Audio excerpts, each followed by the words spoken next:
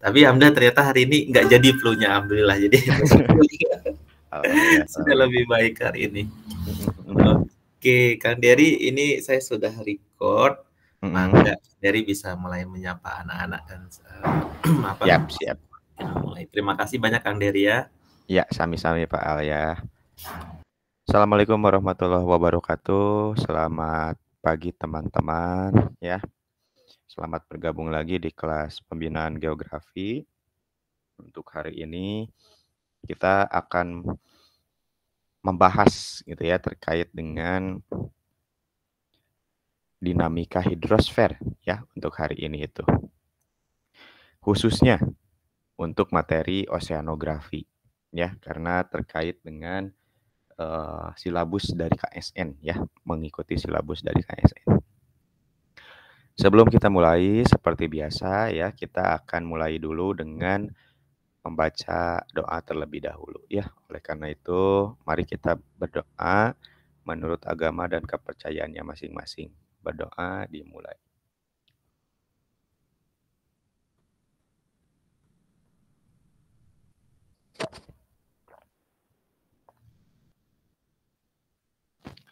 Berdoa selesai. Baik, barangkali sebelum kita mulai ya, ada materi-materi kemarin yang mau dipertanyakan terlebih dahulu. Mungkin dari Najmi, apakah dari pembahasan kita yang kemarin ada pertanyaan terlebih dahulu? Enggak. Belum ada ya. Baik, kalau begitu dari Naufal, ada pertanyaan Naufal? Enggak ada, Pak. Enggak ada ya.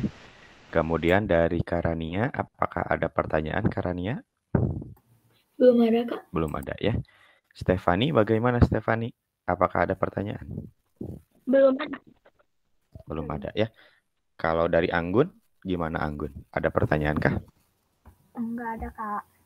Enggak ada ya. Caca, gimana Caca? Belum ada, Kak. Belum ada ya. Baik, kalau begitu kita bisa mulai lagi ya untuk materi hari ini terkait dengan dinamika hidrosfer. Submaterinya adalah oseanografi ya. Dari katanya saja sudah menggambarkan gitu ya, oseano. Nah, berarti kita akan berbicara terkait dengan lautan hari ini itu ya. Nah, tapi sebelum kita masuk ke dalam lautan gitu ya, menyelami terkait dengan seluk-beluk kelautan seperti apa, kita mesti tahu dulu terkait dengan hidrosfer, karena oseanografi itu kan sebetulnya sebuah subcabang dari dinamika hidrosfer ya. Di mana hidrosfer ini terkait dengan lapisan air yang ada di bumi ya. Lapisan air ini kalau misalkan kita lihat gitu ya, di bumi ini gitu ya, seluruh massa air ini ada di bawah permukaan ya, maksudnya itu tersimpan di bawah permukaan. Ada juga yang tersimpan di atas permukaan bumi. Kalau di bawah permukaan bumi ada yang namanya air tanah contoh gitu ya. Kemudian lautan juga kan sebetulnya kalau diukur dari MDPL dia juga ada di bawah permukaan bumi gitu ya. Kemudian yang di atas permukaan buminya ada sungai, ada danau gitu ya. Kemudian ada juga uap air yang ada di atmosfer gitu ya. Meskipun itu nggak masuk ke dalam hidrosfer ya, kalau uap air itu yang ada di atmosfer itu.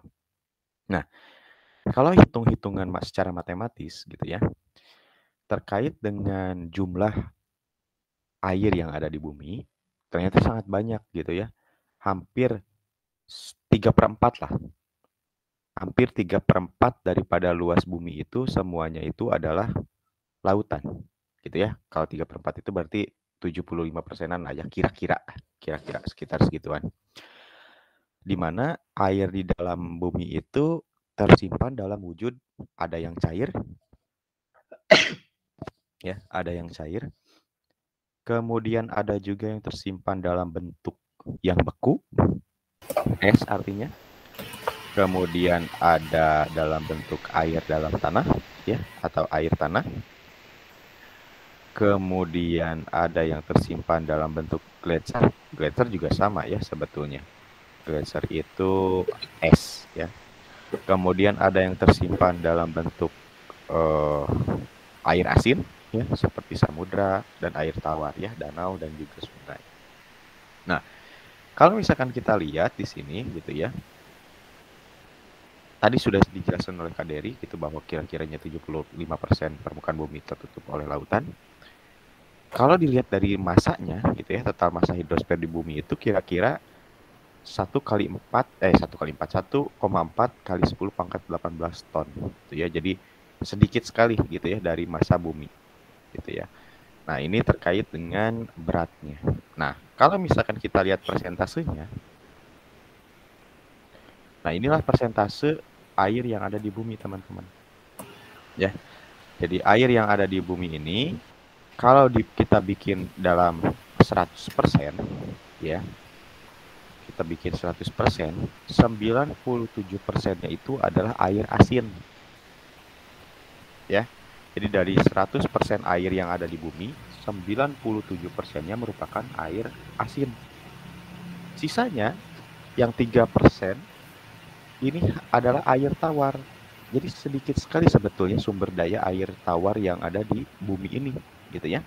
Hanya 3% dari total keseluruhan. Nah, kalau misalkan kita runut lagi dari yang 3% ini dibikin persentase, 68,7%-nya itu merupakan atau tersimpan dalam bentuk es. Yang 3% ini kalau kita bikin persentase lagi gitu ya, hampir 68,7%-nya tersimpan dalam bentuk es. Kemudian 30,1%-nya tersimpan dalam bentuk air tanah. Ya. Kemudian 0,9%-nya lainnya. Dan 0,3% ini adalah air permukaan, teman-teman. Ya. Air di permukaan. Hanya 0,3%. Kalau misalkan yang 0,3% ini kita bikin lagi sebarannya, distribusinya, 87%-nya itu tersimpan di danau. Kemudian rawa 11% dan sungai hanya 2%. Jadi kebayang kalau misalkan kita bikin persentase sungai di sini. Dari 100% sungai berapa persen? Sangat sedikit sekali gitu ya. 0,000000002 gitu ya. Hanya sedikit sekali. Nah, itulah terkait dengan air yang ada di bumi gitu ya. Sebarannya seperti ini.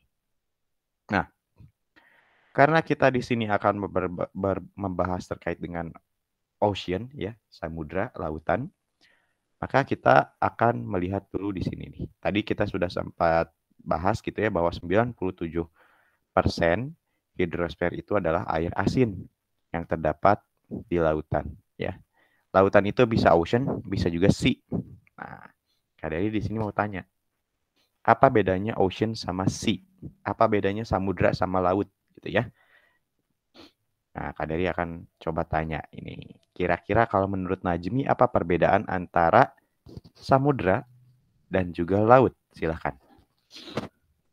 Samudra itu laut yang luas. Oke, kalau laut? Kalau laut ya agak sempit gitu laut. ya? Iya, agak sempit. Oke. Dari Naufal, kira-kira apa yang membedakan antara samudra dan laut? Kalau sama seperti yang Najib bilang, kalau samudra itu adalah laut yang luas. Kalau laut itu relatif sempit. Ya lebih kecil lah. Lebih kecil ya ukurannya. Baik. Dari Anggun, ada nggak perbedaan lainnya gitu dibandingkan dengan luasan terkait dengan bedanya lah samudra dan juga laut? Kalau menurut Anggun, kalau samudra itu lautan yang luas, terus merupakan massa air asin. Kalau laut itu apa sih? Air bukan air, gimana sih? Air yang luas yang menghubungkan antara satu daratan ke daratan lain. Oke. Kalau dari Karania? Ada yang beda nggak? Aku sama kayak yang lain. Sama kayak yang lainnya. Caca, ada yang beda nggak dengan yang lain? Saya sama yang kayak lain sih, Kak. Oke. Dari Stefani, gimana? Menurut aku, laut tuh yang hubungin antar benua sama antar pulau, sedangkan samudra bentangannya lebih luas lagi. Oke. Jadi dari luasan ya kebanyakannya ya. Kalau dari kedalaman gimana? Nah, mungkin itu bisa jadi pembeda juga ya. Kalau samudra biasanya kedalamannya itu ekstrim ya. Bisa sampai ribuan meter, lebih dari 7.000 meter bahkan gitu ya. Kedalaman-kedalamannya di sisi-sisi palungnya itu ya. Kemudian sebetulnya ada kata kunci yang membedakan antara samudra dan juga laut. Kenapa di sini atau di bagian atas disebutnya samudra? Arctic Ocean. Samudra Arktik. Kenapa yang di bawah namanya Atlantic Ocean? Kenapa bukan Laut Atlantik? Kenapa ini bukan Laut India atau Laut Hindia? Kenapa ini bukan disebut sebagai Laut Pasifik? Gitu ya. Tapi samudra. Ada kata kuncinya. Jadi, perbedaan mendasar antara samudra dan laut itu adalah kalau samudra itu pasti terhubung dengan salah satu kutub yang ada di bumi, baik itu utara maupun selatan. Contoh, yang atas dulu. Kenapa ini namanya Arktik? Karena dia langsung terhubung dengan kutub utara, gitu ya. Dia juga sebetulnya terhubung dengan kutub selatan tuh, ya. Atlantik apalagi, ya. Dia terhubung kutub utara dan juga kutub selatan. Samudra Hindia, kutub selatan. Yang Pasifik, kutub selatan dan juga kutub utara. Melalui selat apa? Selat Bering di sini. Ya, melalui selat Bering terhubung ke kutub utara. Itulah perbedaan antara kutub dan lautan. Ya, terhubung tidaknya dengan kutub. Nah, ini yang tadi ya. Jadi terkait dengan penjabaran yang tadi ini gampang ya, biasa saja. Nah, kalau misalkan kita lihat gitu ya, ciri daripada samudra Arktik, contoh ini ya, contoh daripada samudra Arktik dan juga Antartika atau kutub bumi lah ibaratnya ya. Tadi sempat kita bahas kutub bumi. Ada yang unik. Ini kutub utara atau Arktik. Kalau kutub utara sifatnya itu adalah lautan. Ya, atau masanya itu adalah masa lautan. Jadi mereka bisa berjalan di sini karena beku saja lautannya. Ya. Tapi kalau misalkan kita lihat secara fisik memang lautan tuh, ya kutubnya itu benar-benar lautan. Inilah ciri daripada Arktik.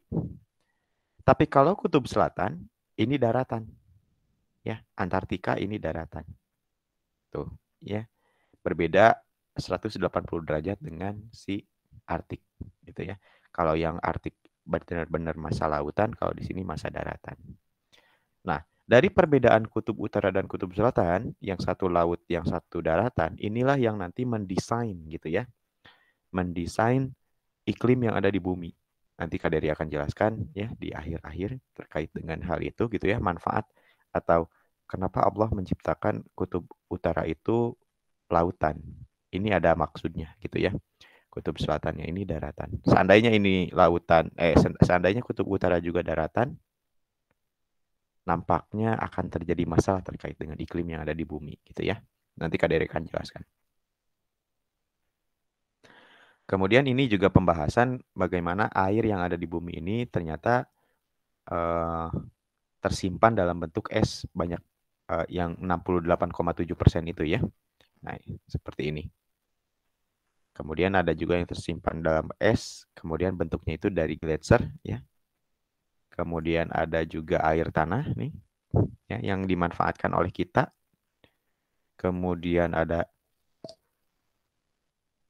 air permukaan ya, bisa danau, bisa rawa atau bisa juga sungai gitu ya yang hanya 0,26% gitu ya dari seluruh total. Nah, berkaitan dengan air mulai muncul.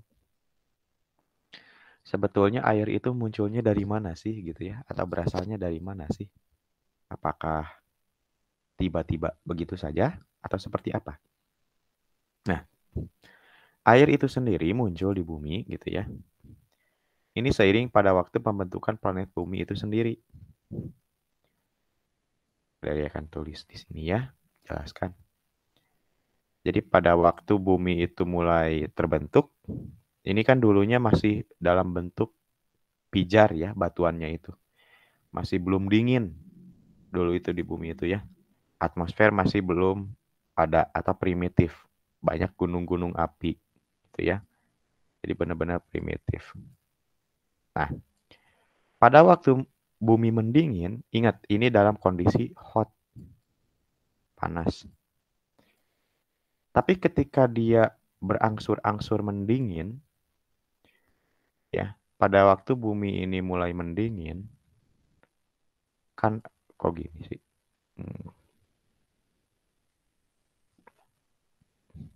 Nah, pada waktu bumi ini mendingin,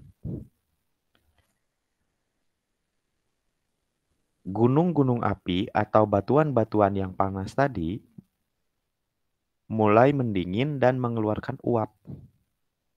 Ya, mulai mendingin dan mengeluarkan uap, steam. Ya. Nah, steam ini ada karbon, ada hidrogen, ada sulfur, macam-macam. Ya, jadi ada sulfur, kemudian ada H2O, uap air, ada CO, ya, gas arang, dan lain sebagainya. Nitrogen. Nah, inilah cikal bakal ya pada waktu uap kan bumi banyak sekali gunung api. Jadi banyak sekali mengeluarkan uap pada waktu bumi mendingin. Inilah yang menjadi cikal bakal atmosfer purba, teman-teman. Ya. Jadi dengan adanya proses pendinginan bumi, terbentuklah atmosfer purba pada waktu itu. Ya. Nah, sehingga bumi itu pada waktu awal mendingin ini terselubungi oleh atmosfer purba. Nah, setelah terselubung oleh atmosfer purba, gitu ya, mulai turun hujan. Nah, ini sumber pertama kali air yang ada di bumi, gitu ya. Jadi dari hujan primitif, ya. Ini bukan zaman Nabi Nuh, tapi jauh sebelum itu, gitu ya. Nah, kejadian hujan di sini berlangsungnya bukan 2 jam, 3 jam seperti kita sekarang. Melainkan berjuta-juta tahun hujannya itu ya. Beribu-ribu tahun gitu.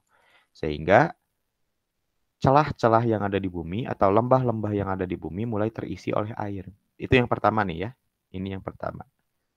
Kemudian pada zaman ini juga bumi itu seringkali ditabrak oleh benda-benda langit. Seperti komet, asteroid, meteor, dan lain sebagainya. Nah, khusus untuk komet nih. Ingat waktu kemarin komet itu kan kalau misalkan kita lihat ya, komet itu biasanya dia itu memiliki 2 ekor. Ya, seperti itu. Ekor yang pertama ini terdiri dari debu dan batu. Debu atau batu gitu ya.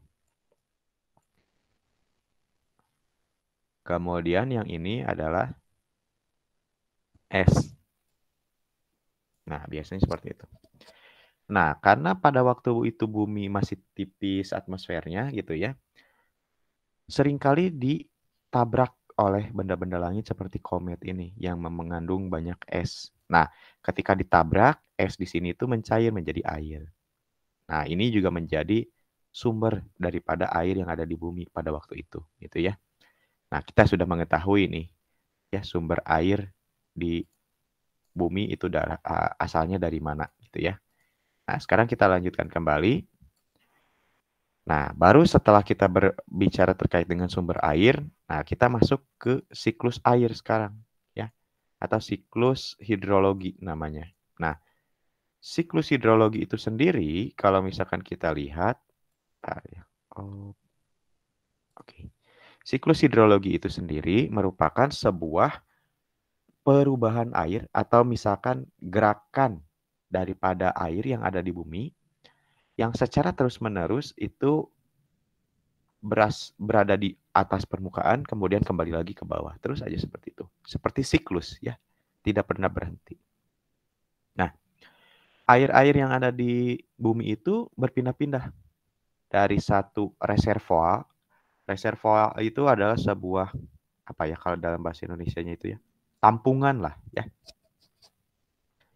Jadi air yang ada di bumi itu berpindah-pindah dari satu tampungan ke tampungan lainnya. Tampungan air itu apa saja?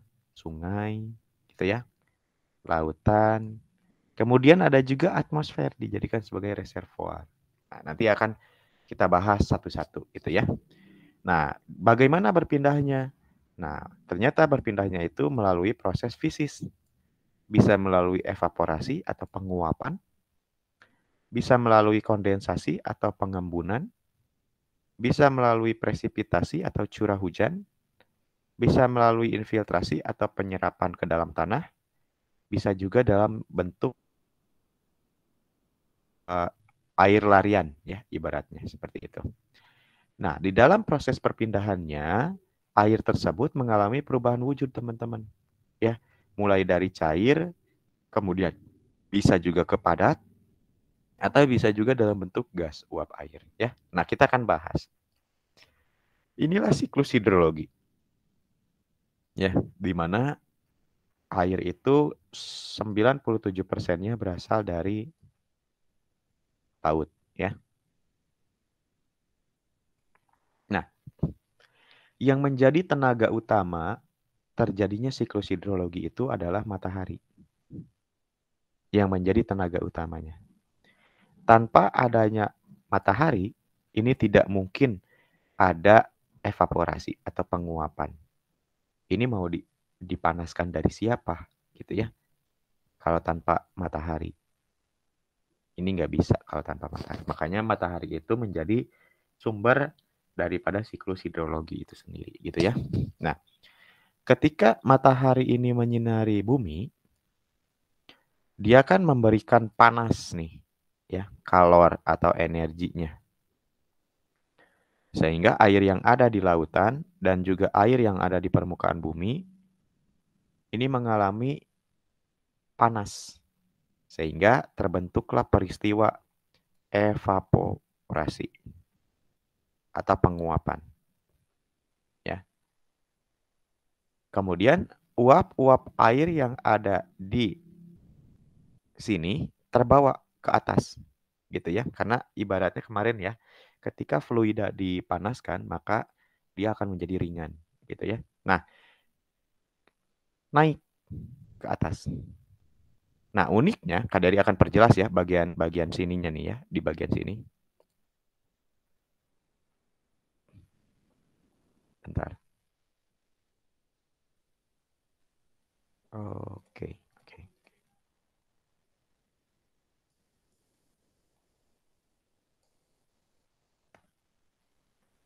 Oke, ini dihapus dulu ya. Nah, misalkan di sini ada butiran uap air yang terlepas dari lautan. Ini misalkan lautnya, ya. Ini butiran air yang atau uap air yang naiknya. Nah, ternyata ketika uap air naik, ya, uap-uap air ini naik, garam yang terdapat di laut tidak ikut naik, teman-teman. Ya, jadi pada waktu misalkan di sini ya. Nah, ini kan masih ada garam nih, air laut itu ya. Tapi ketika air laut ini mulai naik, mulai terlepas daripada si lautnya gitu ya. Garam yang ada di sini itu tinggal atau nggak ikut karena dia memiliki beban massa yang lebih berat ya. Maka garamnya ini kembali lagi ke laut. Sedangkan yang naik ke atas itu adalah murni H2O ya, uap air. Nah, kok bisa Kak H2O ini tinggal di udara? Dia tinggalnya di mana? Nah, pertanyaan ini adalah pertanyaan yang bisa dijawab dengan logika. Kalau misalkan kita punya baju, bayangkan aja ya. kita punya baju. Gitu ya. Ketika kita pulang sekolah, pulang aktivitas, biasanya baju ini disimpan di mana? Pasti dia memiliki tempat untuk menggantungnya, ya. Kita paku, kemudian di sini ada cantolannya, gitu ya. Kemudian kita pasang di sini hangernya, ya. Nah, hanger baju. Kita cantolkan di sini. Sehingga nanti kan baju itu nempelnya di hanger ini, gitu ya. Seperti itu kan. Nah, logika ini hampir sama dengan apa yang ada di atmosfer. Kita bayangkan bahwa baju ini yang pakai hanger ini adalah H2O. Ya. Jadi hangernya apa dong? Nah, hanger ini adalah aerosol. Mungkin dari kalian sudah pernah mendapat bahasan aerosol di sekolah ya. Atau kalau nggak salah ini kelas 12 kalau nggak salah. Jadi aerosol ini adalah debu-debu halus. Ya.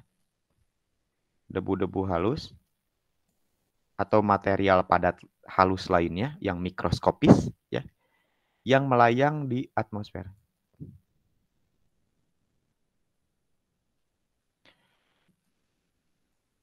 Ya, dia itu melayang di atmosfer saking halusnya dan saking kecilnya.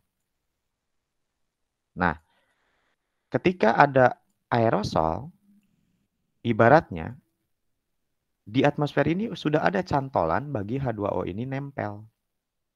Jadi kalau misalkan kita zoom gitu ya, di sini itu ada aerosol. Ya, yang warna hitam ini aerosol. Nah, dia merupakan tempat cantolan bagi si uap air ini. Jadi ketika uap air ini nanti naik, dia akan nempel ke aerosol tersebut. Gitu ya. Nah, sehingga nempel di aerosol. Inilah yang nanti akan berperan sebagai condensation nuclei. Condensation nuclei atau inti kondensasi. Nah, antara inti kondensasi dengan inti kondensasi lain, misalkan ya di sini juga ada aerosol, misalkan terkena lagi, nanti dia memiliki sebuah ikatan. Gitu ya. Bisa bergabung satu sama lain. Gitu ya. Yang menghasilkan uap airnya itu menjadi lebih besar. Inilah yang nanti akan dijadikan sebagai dasar daripada pembentukan awan, teman-teman. Ya. Jadi awan yang ada di sini merupakan uap air yang berada di atmosfer. Nah, di dalamnya itu ada inti kondensasi. Makanya di sini dikenalnya dengan istilah condensation. Ya. Karena di sini itu ada yang tadi, gitu ya, kumpulan-kumpulan dari aerosol yang terisi oleh uap airnya. Nah, jadi dari evaporasi naik, kemudian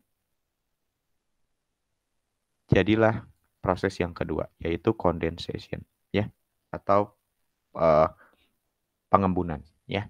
Nah, ingat yang waktu kita membahas terkait dengan atmosfer, ya, bahwa air yang ada di awan itu kan seperti halnya gelas yang kita isi air. Ya, masih ingat mungkin ya. Ketika misalkan si awan yang ada di sini itu terus terkena evaporasi, berarti kan nambah uap air ke awan. Nah, ketika awan sudah kelembabannya mencapai 100%, artinya sudah penuh kapasitinya, tidak lagi bisa menampung, tapi kemudian dia tetap mendapatkan supply atau input evaporasi, maka dia nggak bisa tahan lagi, gitu ya, air yang ada di awan ini. Sehingga dia turunkan bentuknya dalam bentuk hujan, atau disebut juga sebagai precipitation.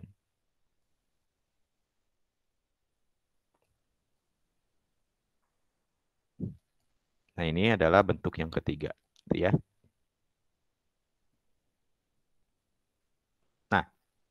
Ingat teman-teman, precipitation itu ada 2 ya jenisnya. Ada rain, hujan yang dalam bentuk pengeluarannya itu adalah air. Ada juga snow, hujan yang pengeluarannya itu dalam bentuk salju. Jadi precipitation itu bisa 2 hal. Bisa hujan dalam bentuk cair pasaknya, bisa juga hujan dalam pasak padat ya, atau snow, salju. Bisa juga es kan, seperti itu. Nah, kemudian hujan yang ada di turun karena gravitasi. Kemudian bisa terjadi 2 skenario. Bisa dia itu kemudian diserap oleh tanah, hujan ini, yang kita kenal dengan proses infiltrasi. Ya. Infiltrasi. Bisa juga dia itu nggak diserap, tapi langsung mengalir di permukaan. Nah, ini yang kita kenal dengan istilah runoff. Ya, bedanya infiltrasi dan runoff itu seperti itu. Kalau surface runoff, dia benar-benar dari hujan ini masuk ke sungai misalkan ya. Kemudian nanti mengalir. Nah, itu namanya surface runoff. Tapi kalau misalkan si air hujan tersebut diserap, itu namanya infiltrasi. Kemudian nanti dari hasil infiltrasi itu akan menjadi air tanah. Gitu ya. Nah, ingat sifat air. Bahwa sifat air itu adalah selalu bergerak dari tempat yang tinggi ke tempat yang rendah. Ya. Maka air tanah pun seperti itu. Dari yang memiliki ketinggian tempat yang tinggi ke tempat yang memiliki ketinggian tempat yang rendah. Di mana tempat di bumi yang paling rendah, Kak, letaknya? Yaitu lautan. Ya. Maka semuanya bermuaranya itu adalah ke lautan. Nah, artinya ini kembali lagi ke asal dong kalau gini. Nah, makanya inilah yang kita kenal dengan nama siklus hidrologi. Karena seolah-olah seluruh proses ini adalah keberlanjutan saja, gitu ya. Siklus aja, cycling, gitu ya, seperti itu. Nah, inilah proses siklus hidrologi. Baik, sampai di sini dulu. Apakah ada yang mau ditanyakan dulu dari Najmi, kira-kira? Kak, kalau misalnya kan si airnya itu berulang terus kenapa air di bumi tambah? Gimana? Kan kayak air di bumi itu ada siklusnya, jadinya berulang terus. Nah, terus kenapa air di bumi bertambah gitu? Air yang ada di bumi kenapa bertambah? Iya, kayak naik permukaan lautnya gitu. Pertanyaan bagus ya. Kalau seandainya Kak ini adalah sebuah siklus, gitu ya. Pastikan semuanya juga totalnya ya itu aja gitu ya, segitu-segitu aja. Tapi kok sekarang ini fenomena itu muncul ada yang disebut dengan sea level rise, ya, kenaikan permukaan laut. Nah, air itu dari mana Kak? Itu ya, berarti kan ada tambahan nih jumlahnya. Dari mana Kak? Ternyata jawabannya adalah dari glaciers dan juga es yang mencair. Ya. Jadi jumlahnya itu kenapa bisa bertambah? Karena es-es yang ada di kutub ini mulai mencair. Kalau misalkan sebelum mencair jumlahnya pasti segitu-segitu saja. Tapi karena adanya tambahan daripada es-es yang mencair ini, itulah yang menjadikan input daripada si air yang ke laut itu menjadi lebih tinggi. Itu jawabannya Najmi. Ya, semoga bisa menjawab. Oh iya, makasih Kak. Sama-sama. Dari Anggun, apakah ada pertanyaan Anggun? Tidak ada, Kak. Ya ada ya. Dari Karania, barangkali apakah ada pertanyaan?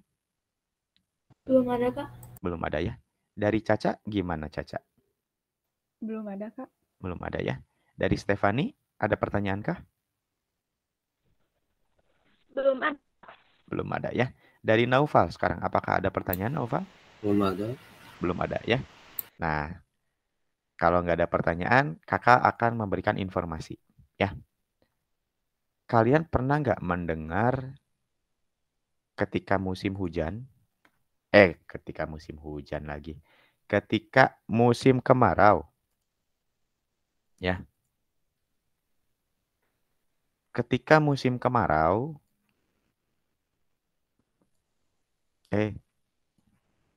Bentar. Kok nggak muncul ya? Nah, ketika musim kemarau, kan hujan nggak ada ya. Atau sedikit banget, barangkali. Ditambah juga misalkan musim kemaraunya itu panjang. Tapi kita memerlukan hujan. Kira-kira apa yang dilakukan agar kita bisa memanen hujan? Ada yang bisa jawab di sini? Kalau misalkan kita lagi musim kering, kemudian kita perlu air, khususnya air hujan. Apa yang harus kita lakukan? Selain daripada sholat istisqa ya. Airnya ditampung di waduk. Airnya ditampung di waduk bisa, tapi kan kita perlu air. Nah, misalkan kita perlu air Noval, kita perlu air hujan. Nah, apa yang dilakukan biasanya? Ya dari tempat hujan, kuyan disokan main pipa, kuyan menuju ke waduk udah. Nanti si daerah daerah musim kemaraunya itu kan nanti ada air karena dapat airnya tuh dari daerah yang hujan gitu, dari tempat lain.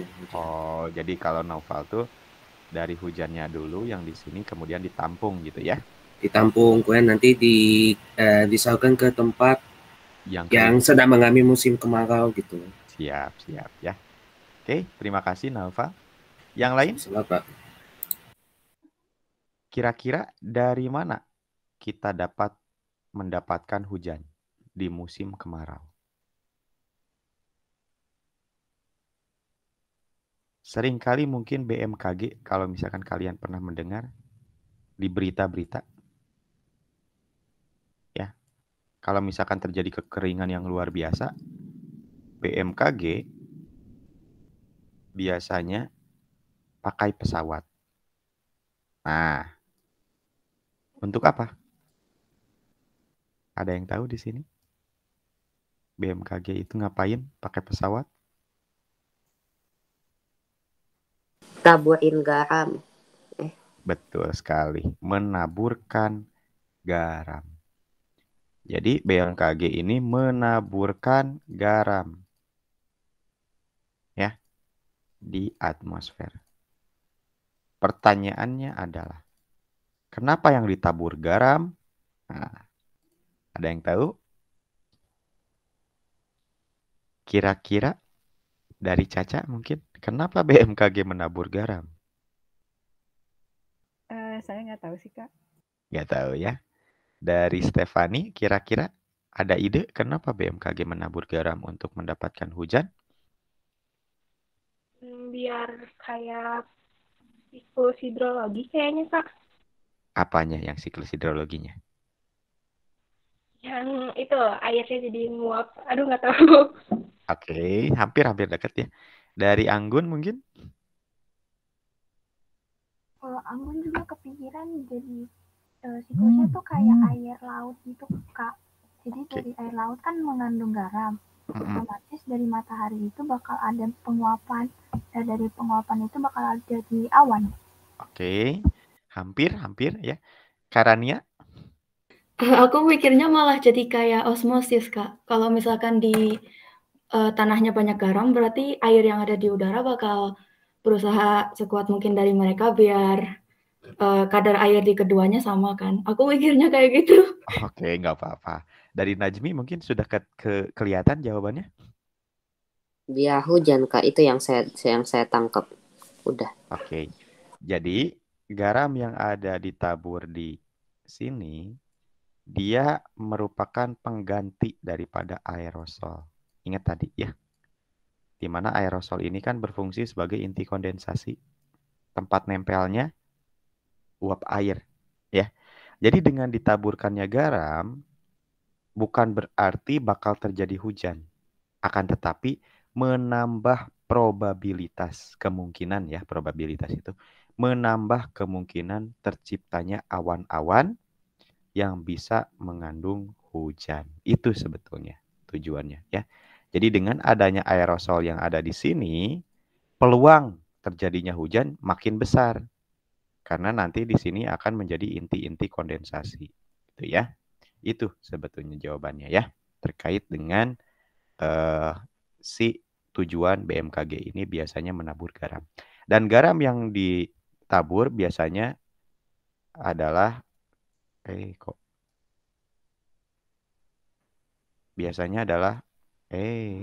kenapa ya?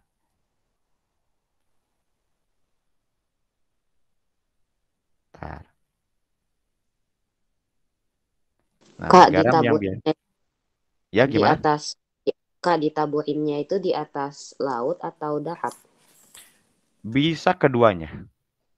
Bisa di atas laut, bisa ke atas daratan. Tapi biasanya di atas daratan. Karena dia pengen awan tersebut muncul di daratan. Sebagai hujan ya, untuk yang biar nggak kering gitu. Lahan-lahan pertanian dan lain sebagainya. Seperti itu, Najmi. Nah, garam yang biasanya dipakai itu adalah KCl. Bukan NaCl ya. Kalau NaCl garam dapur. Ya. Atau kalau yang ditaburnya NaCl mah asin ya. Sama-sama asin sih sebetulnya ya. Cuma pada waktu turun hujan, si kadar garamnya ini menjadi lebih sedikit gitu ya. Karena terlarut dalam air. Nah, kemudian kita lanjutkan kembali ya bahasan kita. Jadi siklus hidrologi atau siklus air ini ingat tadi ya bahwa melibatkan perubahan energi. Kalau misalkan kita lihat di awal sini, ini bentuknya cair gitu ya. Kemudian berubah menjadi fase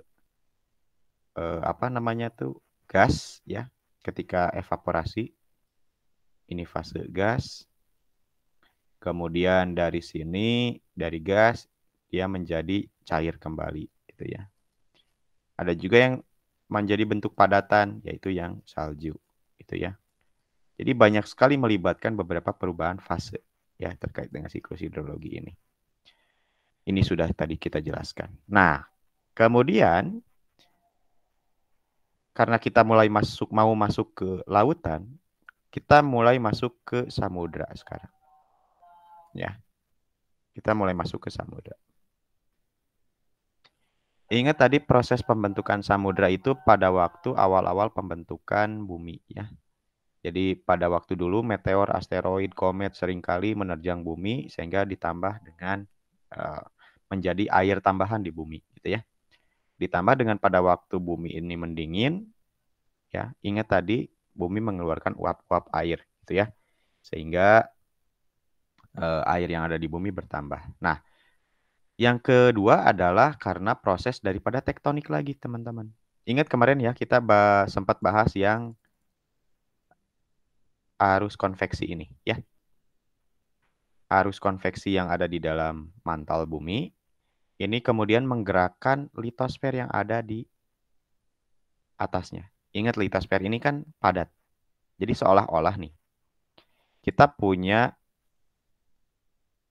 lempeng seperti ini. Gitu ya.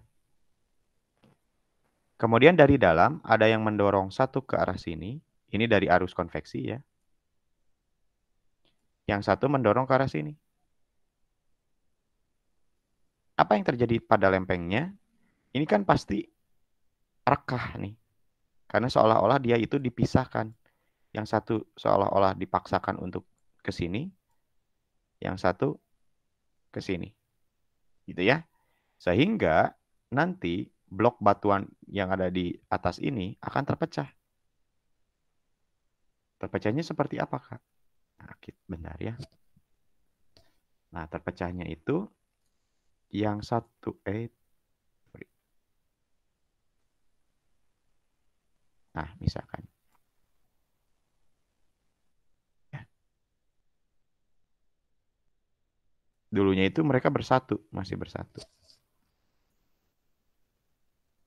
Tapi karena seolah-olah di sini bergerak ke arah kanan, yang satu bergerak ke arah kiri, blok batuan yang ada di sini bergeser. Ya. Ini pun sama, bergeser. Sehingga di sini kan ada gap nih. Ya. Di Di sini ada gap nih. Nah, gap ini nanti akan terisi oleh air. Gitu ya. Gap yang ada di sini tuh terisi oleh air. Inilah yang kita sebut sebagai laut, ya. Karena luasannya masih sempit. Tapi karena ini kan terus-menerus pergerakannya, si lempengnya tersebut. Ya, lempeng tersebutnya itu bergerak sangat dinamis, sehingga nanti kan dia akan bisa bergeser lagi. Ke sini misalkan menjauh, yang ini makin menjauh. Sehingga dari lautan ini bertambah luasnya. Sehingga muncullah samudra. Ya, jadi seperti itu logikanya. Ya, bagaimana proses daripada pembentukan samudra. Dari yang selat mungkin ya, kemudian jadi laut, atau mungkin dari danau ya, kemudian dari danau itu berubah menjadi selat, dari selat menjadi laut, dari laut menjadi samudra, sehingga bermunculan samudra-samudra sampai sekarang ini gitu ya. Nah, sekarang kita mulai masuk ke bahasan kita ya, yaitu perairan laut ya, yang 97% tadi. Nah, di dalam istilah perairan laut, kita seringkali menemukan istilah yang pertama itu adalah pantai. Yang kedua adalah pesisir. Dan yang ketiga adalah laut. Seperti yang sama, ya. Tapi nyatanya ketiga istilah ini adalah tiga istilah yang berbeda-beda. Ada pantai, ada pesisir, dan ada juga laut. Nah, Kak Dery akan tanyakan dulu nih. Kalau menurut Stefani, apa perbedaan antara ketiga ini, Stef? Kalau dari pantai, pesisir, sama ke laut, kalau misalnya pantai itu lebih ke agak daratnya, kalau laut lebih ke sananya lagi. Jadi bedanya di antara mau ke darat sama laut mungkin. Oke. Kalau pesisir apa? Kalau pesisir kayaknya 11-12 sama pantai, gak tahu Kak. Oke, nggak apa-apa ya. Kita coba-coba aja dulu. Dari Caca gimana, Ca? Kalau untuk perbedaannya saya bingung sih Kak, bedanya apaan? Saya kira itu beda nama doang. Oke ya. Kemudian dari Karania? Kalau misalkan laut ya tahulah pasti yang bagian airnya. Kalau pantai itu Oke, lebih kayak kita ini dulu ya. perbatasannya. Kita highlight dulu pernyataan Karania. Laut itu adalah bagian dari airnya, ya. Oke. Kemudian kalau pantai pesisir gimana, Nia? Kalau pantai itu lebih kayak perbatasannya. Jadi yang Perbatasan pasir-pasirnya antara itu pantai. Tapi kalau pasir, pesisir oke. perbatasan antara daratan sama lautannya. Kalau misalkan pesisir itu Oke, lebih kayak daerahnya. Jadi kayak perumahan yang dekat pantai, kayak hutan yang dekat pantai. Aku nganggapnya kayak gitu. Oke. Kalau dalam skala 0 sampai 100, jawaban dari Karania adalah 90. Ya. Hampir benar banget gitu ya. Tinggal yang pesisir aja. Jadi betul ya. Kalau laut itu adalah tubuh perairannya. Ya. Tubuh perairannya, tubuh airnya, ya. Itu dikenal dengan nama laut atau sea, ya. Kemudian kalau pantai, nah pantai ini merupakan betul sekali perbatasan antara daratan dan juga lautan. Nah, ini sebetulnya pantai itu dikasih clue, dikasih sebuah tanda. Apa yang disebut dengan pantai? Yaitu batas antara pasang dan juga surut. Jadi pasang tertinggi itu sampai mana? Misalkan ada yang sampai daratannya sampai sini, misalkan ya, pasang tertingginya. Kemudian surut terendahnya sampai mana? Itulah yang kita kenal dengan nama pantai. Ya. Jadi dia dibatasinya oleh wilayah pasang surutnya. Ya, pasang tertinggi sampai ketinggian berapa, surutnya sampai ketinggian berapa. Nah, itulah yang dikenal dengan nama pantai. Kemudian pesisir. Nah, kalau pesisir, dia itu adalah wilayah daratan, ya. Sekali lagi, pesisir itu adalah wilayah daratan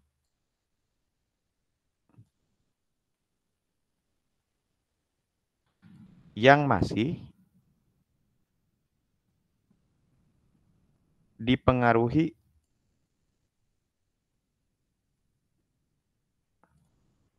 lautan. Bisa dari segi fisiknya, contoh, angin darat, angin laut. Misalkan ya, di sini tuh daratan yang lumayan jauh dari bibir pantai. Misalkan ke perbukitan di sini jaraknya itu adalah 700 meter. Ini kan nggak bisa kita sebut sebagai pantai, ya. Karena pantai itu kan harusnya dekat dengan lautan. Tapi di sini nggak disebut pantai, tapi melainkan pesisir. Kenapa? Karena masih dipengaruhi oleh laut. Dari segi fisiknya, misalkan di sini itu seringkali terkena misalkan tuh angin dari lautnya gitu ya, angin laut terkena, maka ini disebut dengan pesisir. Atau bisa juga dari segi sosial ekonomi. Contoh, tuh misalkan ya ke belakang ini 2 kilo nih perbukitan ini.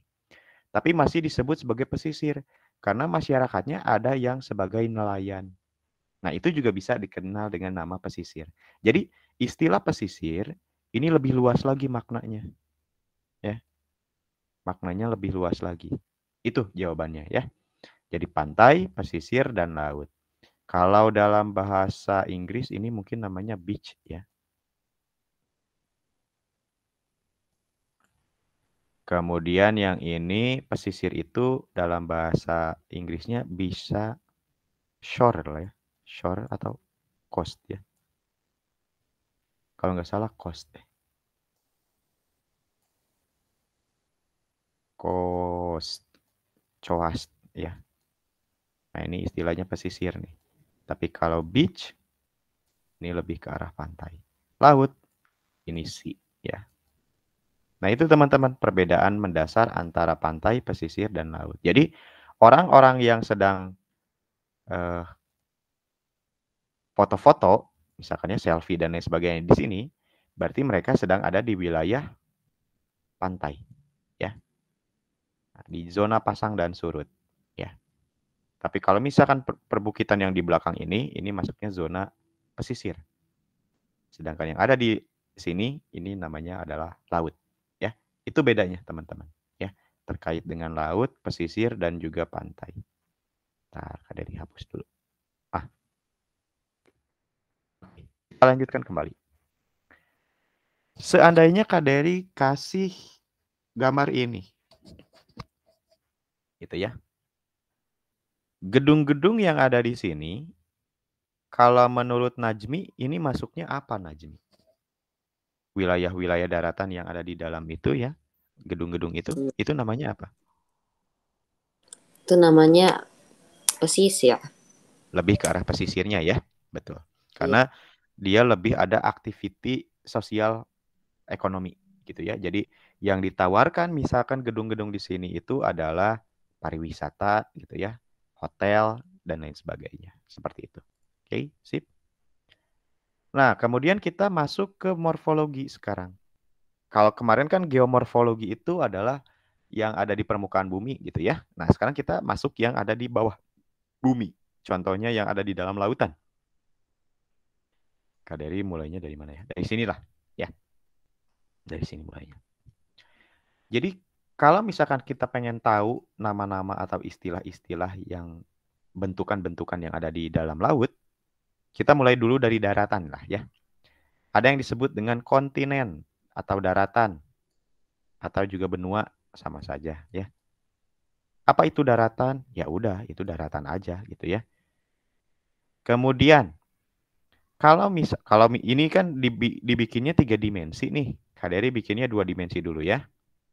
Ini adalah sea level-nya. Nah, ini adalah batas permukaan lautnya. Ini darat nih, ya. Ini darat. Kemudian Kak Dery kasih pohon kelapa lah sebagai tanda bahwa ini perbatasan antara daratan dan lautan. Nah, ketika kalian masuk ke dalam air, lautnya itu kan dangkal ya, awal-awal tuh ya. Nah, ini yang kita kenal dengan nama bentukan continental shelf.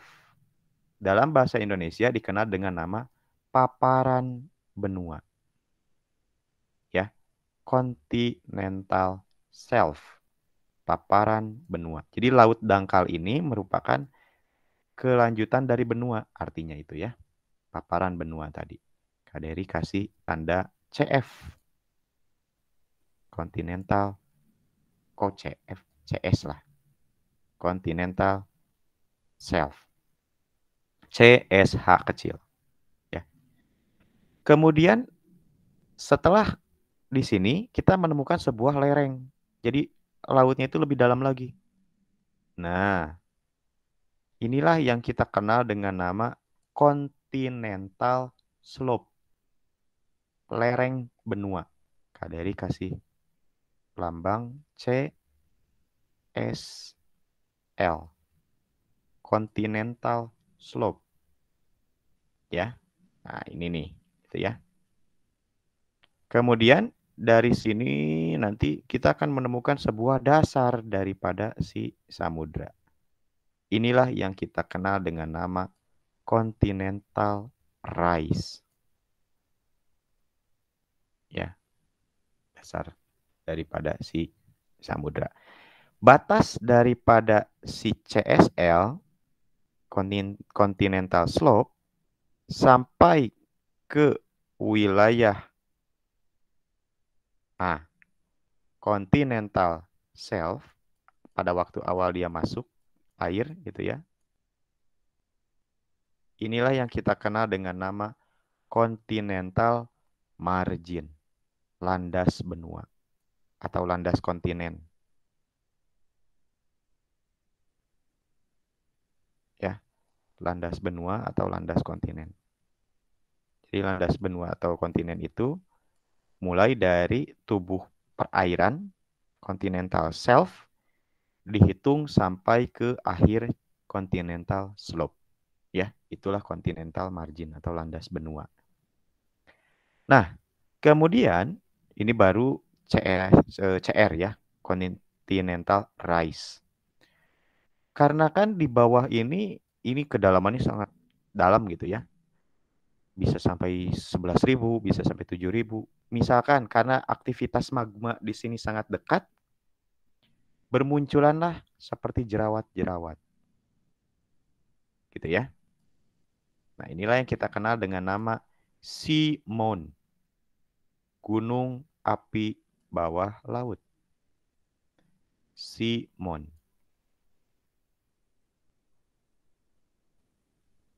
Ya. Karena misalkan di sini ada penerobosan magma ke sini gitu ya. Membentuk sea moon.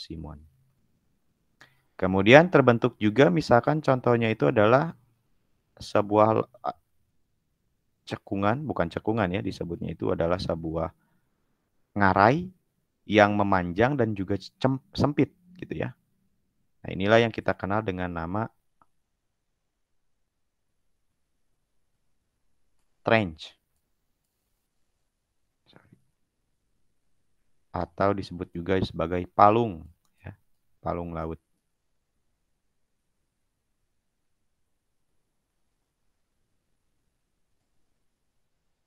Ya. Kemudian kita juga bisa menemukan yang guyot. Nah, guyot ini adalah sebuah simon di mana atasnya itu datar, bukan kerucut, gitu ya. Nah, ini namanya guyot.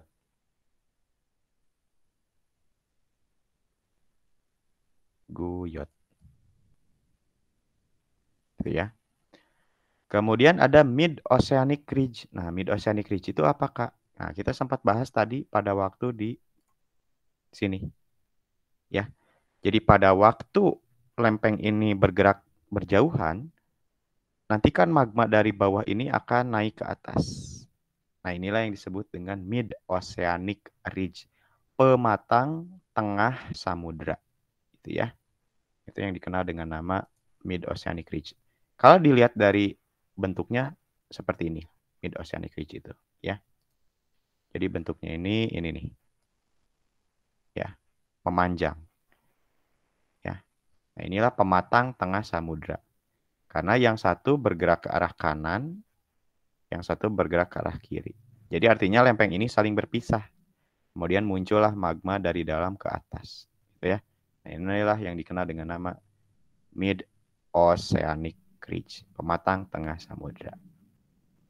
Nah, ini adalah contoh-contoh juga gitu ya, penjelasan terkait dengan si bentukan geomorfologi bawah laut gitu ya. Nah, kemudian kita masuk ke klasifikasi laut sekarang. Nah, ternyata teman-teman, laut itu sendiri bisa kita bagi. Ya, sebutannya itu banyak sekali. Ada yang disebut, kategorisasi daripada laut itu sendiri bisa terbagi menjadi 3 kategori. 1, berdasarkan cara terjadinya, laut itu dibagi menjadi 3, teman-teman. Ada yang disebut dengan laut transgresi. Ya, itu yang pertama. Kemudian yang kedua adalah laut ingresi. Dan yang ketiga adalah laut regresi. Ya. Nah, ada yang pertama dulu kita bahas. Apa itu laut transgresi? Gitu ya. Kalau misalkan bingung gitu ya, apa yang dimaksud dengan laut transgresi, Kak Dery kasih sebuah clue aja. Kalau laut transgresi itu adalah laut dangkal. Sudah aja gitu. Itu ya. Itu adalah laut transgresi. Contohnya gimana, Kak, laut transgresi itu? Ini contohnya. Contoh daripada laut transgresi itu adalah Laut Jawa, kemudian ada Selat Karimata, gitu ya. Nah, ini kemudian Selat Malaka. Nah, ini merupakan contoh daripada laut-laut transgresi. Hal ini erat kaitannya, ini contoh saja ya, erat kaitannya dengan pada waktu zaman es dulu. Jadi pada waktu zaman es dulu, di mana air itu kebanyakannya tersimpannya itu dalam bentuk es, jumlah air atau laut pada waktu itu berarti tidak seluas sekarang. Sehingga zaman es zaman dahulu, daratan Kalimantan, Jawa, Sumatera, Malaysia, ya, Asia Tenggara, itu merupakan satu daratan. Zaman dulu itu. Ya. Ini merupakan satu daratan. Kemudian Papua, kemudian Australia, itu juga sama. Ya, mereka adalah satu daratan. Dari manakah buktinya bahwa mereka pernah satu daratan? Oke. Kalau misalkan kita lihat bukti-buktinya, yang pertama itu adalah ditemukannya alur-alur sungai purba. Nih, di antara Kalimantan dan juga Sumatera. Ya, dia bermuaranya ke Laut Cina Selatan. Kemudian ada juga alur sungai purba dari atas Pulau Jawa, itu yang sekarang Laut Jawa, ke wilayah sini, di selatan Pulau Selayar, Kepulauan Selayar, ya, yang terjadi gempa kemarin itu. Nah, ini yang pertama, ya, dari segi alur-alur sungai purbanya. Kedua, bisa juga dari lautnya yang dangkal, sama-sama dangkal gitu. Dari sini lautnya sama-sama kisaran 30 meteran. Di sini juga 30 meteran. Oh, berarti dulunya mereka pernah satu daratan dong kalau gitu ya. Lautnya sama-sama dangkal. Itu juga jadi bukti. Ketiga, persamaan spesies daripada hewan-hewannya. Baik itu ikannya ataupun mamalia besarnya. Contoh, di Sumatera kita temukan harimau. Di Jawa ada harimau. Meskipun di Borneo atau di Kalimantan nggak ada ya harimau. Di Malaysia juga ada harimau. Makanya lambang negara Malaysia adalah harimau. Ya, dulunya gitu ya, ada harimau di sini. Tapi yang punah itu di Malaysia, kemudian di Jawa, di sini punah gitu ya untuk harimau liarnya. Tinggal yang tersisanya di Sumatera. Yang di Bali pun sama, sudah punah gitu ya. Itu dari segi mamalia besarnya. Contoh lainnya orang utan. Orang utan di Sumatera ada. Di Borneo ada juga. Gitu ya. Ada kesamaan. Itu yang menjadi bukti-bukti kuat dulu pernah bersatu daratan itu. Selain yang ada di sebelah barat Indonesia, sebelah timur Indonesia juga ada, gitu ya. Contohnya itu adalah Australia dan Irian Jaya. Di Australia ada kanguru. Kanguru. Di Papua pun ada kanguru. Di Australia ada wallaby. Ya, wallaby. Di Papua juga ada wallaby. Di Australia ada kasuari. Di Papua ada juga kasuari. Jadi itulah beberapa bukti otentik gitu ya. Dulu daratan Indonesia ini pernah bersatu dengan Asia Tenggara dan juga sebelah timurnya pernah bersatu dengan Australia gitu ya. Nah, bagian baratnya kita kenal dengan nama Paparan Sunda. Sedangkan di wilayah timurnya kita kenal dengan nama Paparan Sahul ya. Nah, inilah yang kita kenal dengan laut transgresi. Jadi, laut transgresi itu adalah laut dangkal. Karena dulunya dia daratan. Muncul pertanyaan, kok bisa jadi lautan, Kak? Ingat tadi, bahwa pada waktu akhir zaman es itu mulai mencair. Sehingga lautan ini akhirnya menggenangi wilayah Indonesia. Khususnya yang memiliki ketinggian tempat yang sangat rendah. Nah, ini tuh kemudian terisi lah oleh air. Hasil dari pencairan es. Gitu ya. Sehingga terpisah. Ini juga menjadi alasan kenapa Komodo hanya ada di Pulau Komodo. Karena dari zaman dulu Pulau Komodo sudah terpisah ya dengan daratan lainnya. Sehingga hewannya itu menjadi hewan endemik atau hewan yang ada di Sulawesi lah ya, menjadi hewan endemik gitu. Nah, inilah laut transgresi ya. Kemudian laut yang kedua tadi berdasarkan cara terjadinya adalah laut ingresi. Kalau laut ingresi adalah laut yang turun permukaannya karena tektonik. Contoh.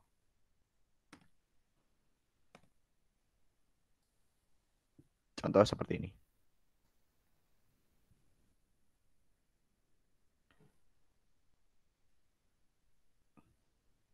Nah, ini tuh laut. Ya. Kedalamannya udah diketahui. Rata-rata misalkan 40 meter. Tapi kemudian karena ada proses tektonik, gitu ya, patah. Yang satu seakan-akan turun, yang satu seakan-akan naik. Gitu ya. Sehingga yang tadinya 40 meter, ya jadi 40 meter. Gitu ya. Karena kedalaman daripada si lautnya itu bertambah dalam sekarang. Ya. Yang ini 40 meter, tapi yang ini bisa sampai misalkan 300 meter. Nah, laut yang bertambah kedalamannya karena proses penurunan akibat tektonik, inilah yang dikenal dengan nama laut ingresi. Contohnya mana, Kak? Laut Banda yang ada di Indonesia, itu masuknya laut ingresi. Laut Banda itu yang ada di sini nih, ya. Yang ada di wilayah sini. Nah, ini karena laut ingresi, ya.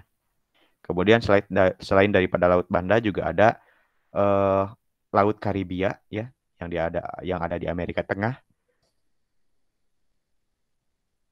Itu juga sama ya, masuknya ke dalam laut ingresi. Nah, kemudian ada laut regresi. Kalau laut regresi apakah?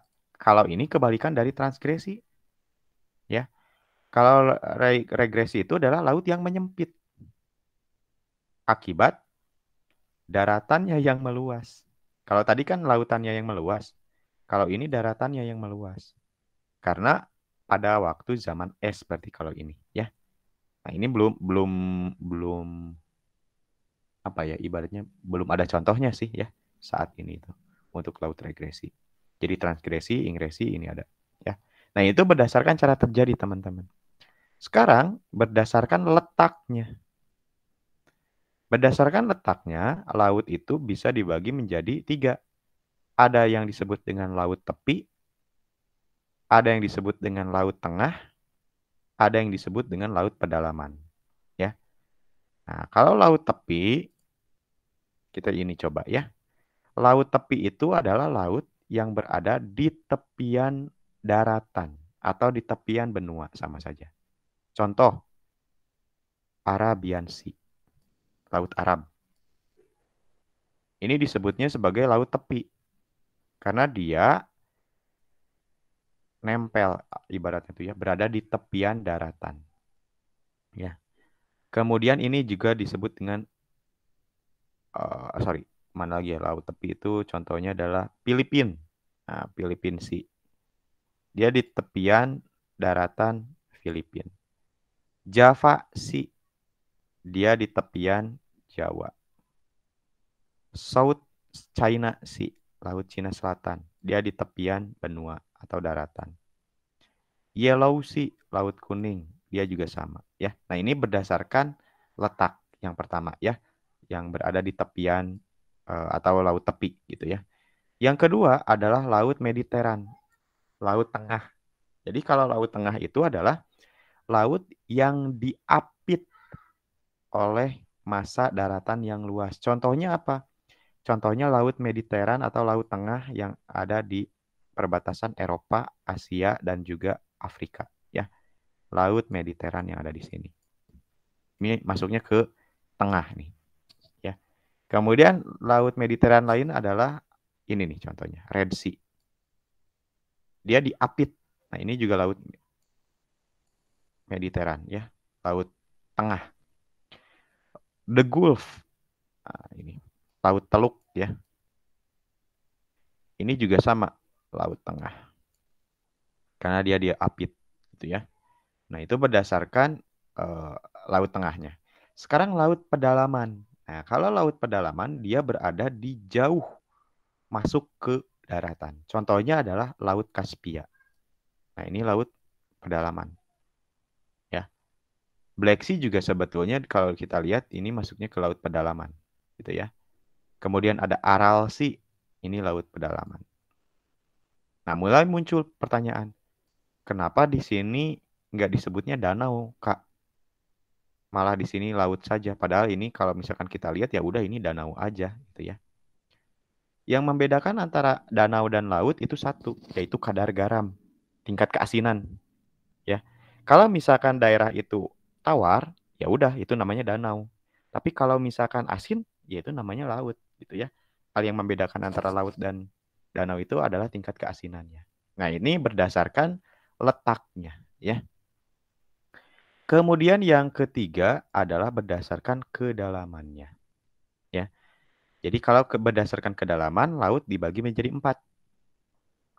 Ada zona litoral, ada zona neritik, ada zona batial, dan zona abisal. Jadi kalau misalkan kita bikin secara vertikal kedalaman, bisa kita gambarkan seperti inilah, kurang lebih. Ya. Ini biasa, pohon kelapa. Kalau zona litoral, ini adalah zona pasang surut. Seperti tadi pada waktu penjelasan Karania ya terkait dengan pantai itu apa sih gitu ya. Nah, artinya ini adalah pada waktu di wilayah pasang surut. Jadi wilayah basah di pantai, nah itulah yang dikenal dengan nama zona litoral. Jadi ketinggiannya itu antara 0 sampai 10 meter di atas permukaan laut. Ya. Masuk ke dalam, ini yang kita kenal dengan nama zona neritik. Jadi pembagiannya seperti itu. Ya, litoral di atas, ini neritik. Di bawah neritik ada batial.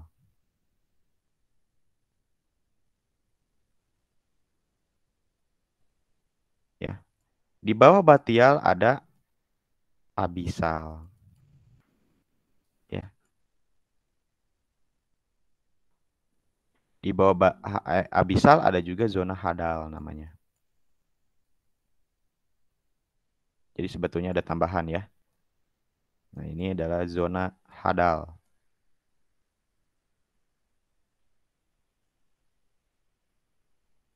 Ya. Nah, contohnya ini. Jadi kalau litoral, dia merupakan sebuah pantai atau pesisir, ya, di mana biasanya terjadi intertidal, pasang surut, ya. Nah, ini adalah zona litoral. Di bawah litoral ada zona neritik, ya. Nah, zona neritik ini adalah yang memiliki kedalaman 0 sampai 200 meter di bawah permukaan laut, ya. Nah, zona neritik ini dikenal juga sebagai zona eufotik. Fotik dari kata foto. Foto itu kan cahaya, ya. Jadi artinya zona eufotik ini sangat banyak sekali cahaya matahari yang masuk, ya. Sehingga dari zona eufotik ini matahari banyak masuk, plankton-plankton itu banyak di sini. Terlebih fitoplankton. Karena fitoplankton itu makanannya adalah sinar matahari. Dia kan fotosintesis, ya. Dari fitoplankton itu karena banyak, dia akan dimakan oleh plankton-plankton atau zooplankton, plankton dari kelas hewan, ya, yang kecil-kecil. Plankton yang kecil-kecil ini menjadi makanan bagi ikan-ikan yang lain, yang lebih kecil. Ikan yang lebih kecil dimangsa oleh ikan yang agak lebih besar, begitu pula seterusnya, gitu ya. Artinya, zona yang paling banyak mengandung kehidupan itu adalah zona neritik. Kenapa? Karena dia banyak sekali sinar matahari, di mana sinar matahari ini menjadi makanan bagi plankton. Itu ya. Inilah alasannya kenapa semakin ke atas semakin banyak makhluk hidup, tapi semakin ke bawah ini semakin jarang, gitu ya. Jadi matahari. Kemudian di bawah zona neritik ada zona batial, ya. Nah, zona batial ini adalah zona yang memiliki kedalaman antara 200 sampai 1.500 di bawah permukaan laut, gitu ya. Nah, ini seringkali ada sebuah legenda cumi-cumi raksasa katanya. Katanya itu berada di zona batial gitu ya. Meskipun cumi raksasa itu yang pernah terekam itu adalah yang di Jepang, enggak monster sih ya. Tapi cuma besar banget sih, benar. Nah, ini ada di zona batial. Nah, semakin masuk lagi di bawah zona batial, ini masuk ke dalam zona abisal. Ya. Nah, ini zona abisal. Jadi kalau misalkan kalian pernah melihat kartun SpongeBob ya, pada waktu dia masuk ke rock bottom ya, rock bottom yang si Patrick ketinggalan gitu ya. Nah, itu hewan-hewannya kan seperti ini gitu ya.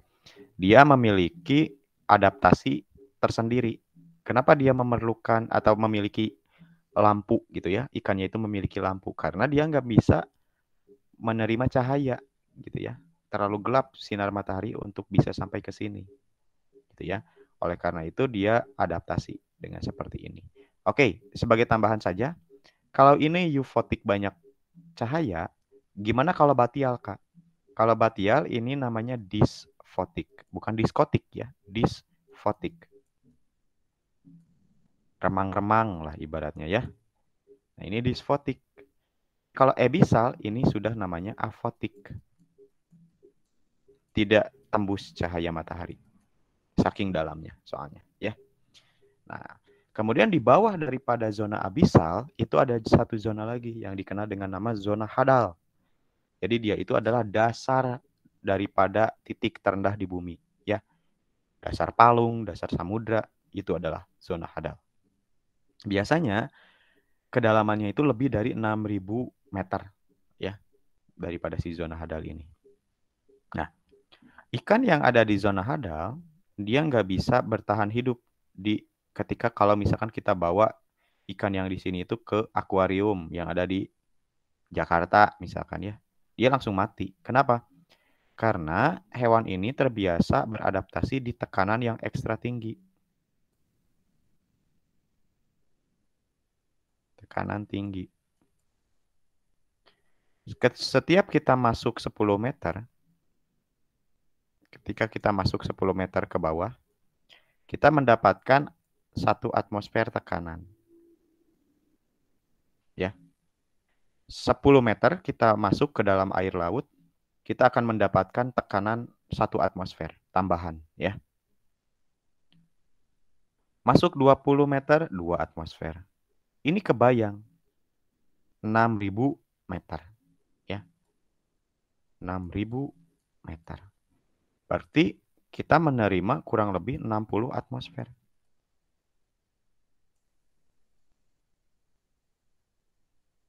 Coba bayangkan, gitu ya. 60 atmosfer itu berapa? Seandainya kita di 0 mdpl, 0 mdpl di permukaan bumi, itu kan 1 atmosfer tuh, 0 mdpl itu. Ya. Kita memiliki berat 1, atau bukan, berat 1 lagi. Berat 60 kilo misalkan. Ya. Maka kalau misalkan kita masuk 10 meter gitu ya, sebetulnya kita mendapatkan tambahan 1 atmosfer lagi gitu ya. Bayangkan saja, berarti tambahannya mungkin 60 kiloan lagi gitu ya. Jadi berat badan kita 120 kiloan kalau misalkan masuk ke kedalaman 10 meter. Coba bayangkan kalau misalkan ini tekanan ya, tapi bukan berarti ke bobotnya tambah. Jadi artinya tekanannya mendapat 60 kilo di atas. Tapi kalau misalkan kita masuk ke 6.000, bayangkan berapa tekanannya. Ya, oleh karena itu kapal selam biasanya memiliki kaca yang lebih tebal. Bisa beberapa senti. Soalnya kalau misalkan pakai kaca akuarium yang 8 mili, pecah langsung gitu ya, karena tekanan yang ekstra tinggi. Begitu pula ikan ini. Yang biasanya tekanannya tinggi, hidupnya itu ya, kemudian dia masuk ke wilayah yang tekanannya lebih rendah. Maka akan ada beberapa organ tubuhnya yang tercopot begitu saja. Matanya tahu-tahu copot gitu ya, karena terlepas karena tekanannya itu. Ya. Nah ini berdasarkan kedalaman. Ya. Nah ini contoh aja ya, ini zona litoral seperti ini gitu ya. Kemudian makhluk hidup yang banyak di zona litoral seperti ini. Ya. Jadi banyak yang menempel. Tuh, ya seperti ini. Ini adalah zona-zona litoral. Oh, nggak kerasa ya sudah 9.42.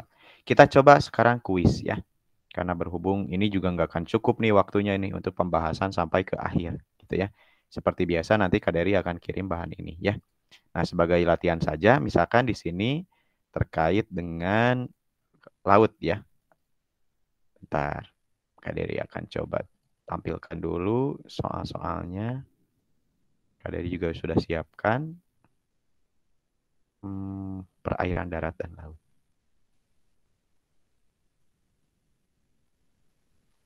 Oke, bentar ya. Mana ya?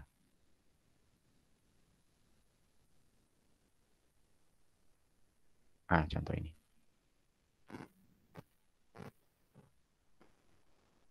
Oke. Bentar ya.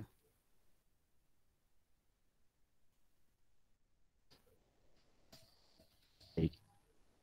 Kak Dery izin untuk memaparkan soalnya ya. Ini latihan saja. 3 soal lah. Oke. Bentar ya, agak lelet.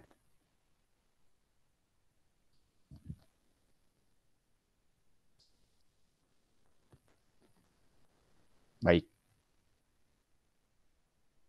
Nah, seperti ini. Ya. Kita mulai dari nomor 1 dulu deh. Ya, yang paling mudah. Menurut Najmi, ini jawabannya apa? Nomor 1 ini. Itu presipitasi. Oke, gampang ya kalau ini ya. Sip. Najmi bisa.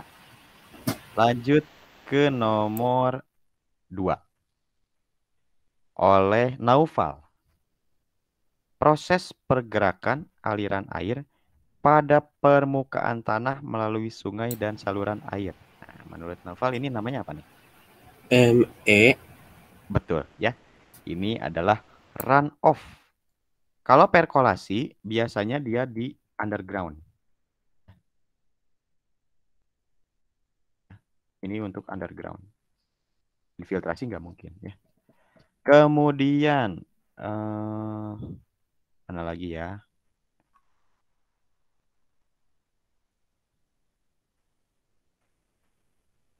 Nah, coba nomor 18. Nomor 18 coba Karania. Antara Amerika Utara Selatan dengan Eropa Atlantik. Antara Amerika Utara dengan benua Eropa. Betul sekali ya, Atlantik. Sip. Ini yang mudah-mudah dulu ya. Sekarang mana ya? Nah, ini nih. Nomor 22. Nomor 22 coba Anggun. Nah, silakan Anggun nomor 22 dibaca dulu. Laut yang masuk ke dalam kategori laut tepi, Anggun. Kak, maaf, katanya Anggun lagi di toilet, Kak. Oh, lagi di toilet. Siap, kalau gitu dari Caca deh. Biar Kak, saya baca dulu. Nah, silakan.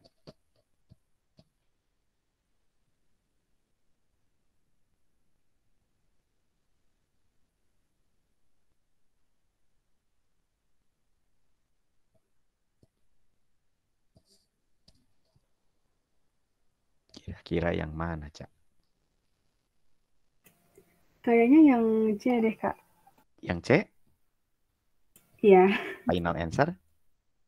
Iya. Oke, ya. Kita coba dari A dulu ya. Laut tepi. Ini yang ditanyakannya laut tepi ya. Laut Mediteran. Oh, ini udah langsung enggak kan. Laut Mediteran kan tengah ya. Jadi otomatis A. Coret. Laut Karibia. Laut Baltik. Laut Kaspia. Nah, ingat tadi pada waktu penjelasan, Laut Kaspia ini ada di pedalaman ternyata. Ya. Jadi yang ini pun kita coret. Ya, mungkin. Gitu ya. Nah, karena di sini ada Laut Kaspia, ini juga nggak mungkin. Oke. Jadi kita coret. Jadi untuk laut tepi adalah Laut Jepang, Korea, Arab, dan Teluk Benggala. Karena dia berada di posisi pinggir dataran atau daratan atau juga benua. Ya, jadi jawabannya adalah D. Oke, lanjut ke soal 25. Nah, 25. Barusan nih ya. Stefani deh. Steph, kira-kira nomor 25 apa nih, Steph?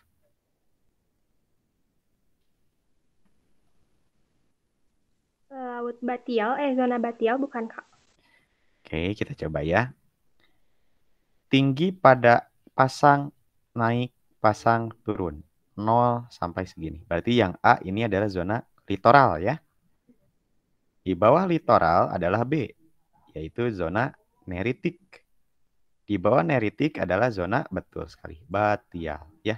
Jadi jawabannya adalah C. Betul. Kemudian oke, nomor 28.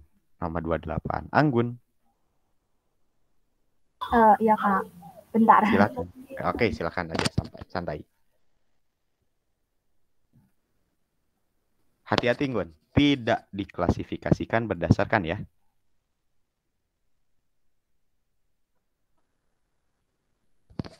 Sebelum itu aku mau nanya, nggak apa-apa, Kak? Boleh. Kalau misalnya salinitas air itu maksudnya apa ya? Oke, siap ya. Salinitas itu adalah kadar garam. Nah, Kak Dery belum sempat ngebahas ini, tapi nanti di paparan ada ya. Jadi kalian bisa sambil baca-baca. Salinitas itu adalah kadar garam air laut. Tingkat keasinan ya. Itu salinitas. Seperti itu, Gun.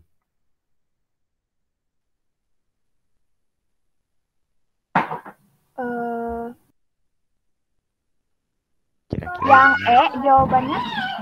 Yang E, yakin? bentar. Kalau tadi yang E ini ada ini kan? Ya. Oh, berarti kayaknya yang C deh. Kadar garam air laut. Yang C ya. Kalau kita bahas ya, pembagian zona laut. Zona laut itu, zona itu kan wilayah ya. Bisa secara vertikal, bisa secara horizontal gitu ya. Atau juga bisa sebagai prosesnya. Kalau misalkan kita lihat zona laut sebagai prosesnya, kita mengenal regresi, ingresi, dan regresi yang tadi ya. Regresi. Kemudian kalau kedalaman laut yang tadi, litoral gitu ya. Litoral. Kemudian apalagi tadi tuh, neritik dan lain sebagainya ya. Kemudian ketersediaan sinar matahari tadi apa? Ada yang zona A, U, fotik ya. Kemudian disfotik dan juga afotik. Kan gitu ya. Kemudian kalau jarak dari pantai, ada nggak sih laut berdasarkan jarak dari pantai? Jauh, dekatnya gitu ya. Nah, oke. Kita simpan dulu ya, ini sebagai jawaban sementara ya. Tapi kita lihat dulu salinitas air laut. Kadar garam air laut. Berarti kalau gitu ada yang laut asin, ada yang laut yang salinitas rendah. Ada golongan laut seperti itu, Kak. Ada. Ya. Jadi laut yang paling asin itu adalah laut mati yang ada di perbatasan Yordania. Ya. Laut mati itu memiliki kadar asin yang sangat tinggi, yaitu sekitar 38 per mil. Ya, ukuran keasinannya. Sedangkan rata-rata lautan di dunia itu adalah 34 sampai 35 per mil. Ini 38. Karena sifat salinitasnya yang tinggi, artinya densitasnya lebih tinggi. Jadi kita kalau misalkan nggak bisa renang, kita pasti bisa melayang. Ya, seperti itu. Tapi kalau di Indonesia itu di angka 34-an, agak sedikit rendah. Jadi kalau nggak bisa renang, jangan coba-coba gitu ya. Nah, itu adalah penggolongan laut berdasarkan salinitas. Jadi bisa nih salinitas. Jadi yang nggak bisa apa dong? Jarak dari pantai. Ya, nggak ada pembagian laut berdasarkan jarak dari pantainya. Ya, jadi itu nomor 28. Terakhir, buat siapa ya? Buat Anggun udah ya? Oh, Karania udah belum? Udah tadi kalau nggak salah. Ya? Oke, berarti udah semua ya di sini ya. Baik, teman-teman, berhubung waktu sudah menunjukkan pukul 9.52 gitu ya, maka pembahasan terkait dengan dinamika hidrosfer dicukupkan sekian. Sekali lagi Kak Dery juga sebetulnya gitu ya, kalau misalkan merujuk ke materi, gak cukup 1,5 jam itu. Dulu waktu Kak Dery SMA itu 1 hari penuh untuk 1 materi gitu ya. Mulai dari pembahasan, mulai dari kuis-kuis dan lain sebagainya. Jadi kita gak akan pernah cukup kalau misalkan hanya 1,5 jam. Tapi semoga gitu ya, apa yang Kak Dery sampaikan saat ini bisa diambil gitu ya ilmunya oleh kalian dan dimengerti. Baik, sebelum kita akhiri mungkin ada pertanyaan dulu dari Najmi. Enggak ada, Kak. Ya ada ya. Dari Karania, apakah ada pertanyaan? Enggak ada, Kak. Enggak ada ya. Dari Naufal, gimana? Belum ada. Belum ada. Dari Caca, ada, Ca? Belum ada, Kak. Belum ada ya. Dari Stefani, apakah ada?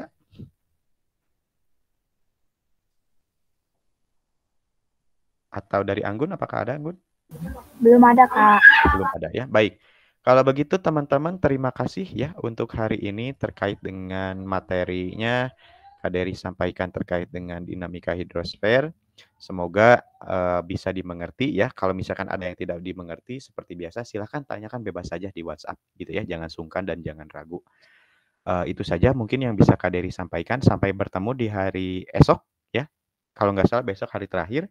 Nah besok itu kan banyak ya terkait dengan dinamika antroposfer itu ada ekonomi, pembangunan, ruang, dinamika penduduk, dan lain sebagainya, sumber daya, peta gitu ya. Jadi nggak mungkin 1,5 jam kita bahas gitu ya. Oleh karena itu, Kak Dery mungkin untuk terkait dengan dinamika antroposfer, Kak Dery mulainya pendekatannya bukan dari materi, tapi melainkan dari soal-soal.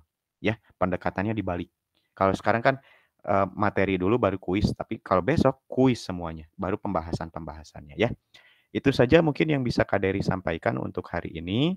Terima kasih atas perhatiannya ya, dan sampai jumpa di hari esok ya.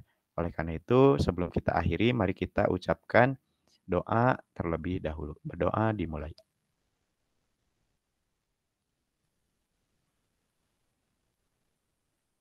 Berdoa selesai ya. Terima kasih kepada Najmi, Karania, Naufal, Caca, Stefani, dan juga Anggun atas partisipasinya ya. Selamat beraktivitas seperti sedia kala dan selamat siang. Silahkan kalau mau duluan ya. Kak Dery kirim materinya sekarang di grup ya. Silahkan. Waalaikumsalam. Assalamualaikum. Terima kasih banyak Kak. Ya, waalaikumsalam. Terima kasih, Kak. Sami-sami silahkan.